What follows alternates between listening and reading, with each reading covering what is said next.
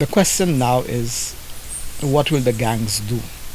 Former director of the CARICOM representative office in Haiti, Ariel Henry, says there are still looming concerns in Haiti. Jimmy Cherizier, known as Barbecue, said yesterday in an interview that we'll wait and see what happens. He has not committed to withdrawing. And now that the gangs have tasted power, it's going to be very difficult, I think, for them to. I think they're going to insist that they have somebody on the transitional council. Huntley notes the resignation of Haiti Prime Minister Ariel Henry and CARICOM's agreement on the Transitional Presidential Council, while welcomed, are still far from stabilizing solutions. Other factor that one has to take into account is a guy called Guy Philippe, who had led the opposition, the removal of Aristide in 2004 at the behest of the Americans and the French, and who was then convicted of money laundering by the Americans. He was released last year from jail early. He came back, and in January he was calling for revolution and for the removal of Ariel.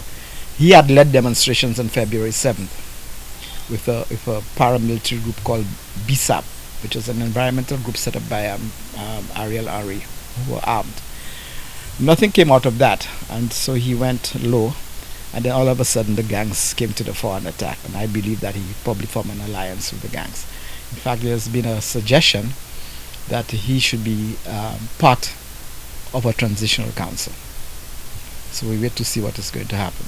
Moreover, Huntley points to the dire humanitarian crisis that has forced many out of their homes seeking refuge. Because the gangs take over areas. One should also say that the problem is really in Port-au-Prince. People talk about the violence in Haiti and the instability. It's really in Port-au-Prince that the gangs are controlling.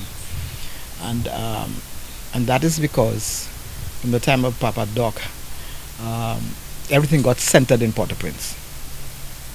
So that is why everything is happening in Port-au-Prince. If you go into the provinces, in Cap-Haïtien, the main city in the north, there are no gangs there.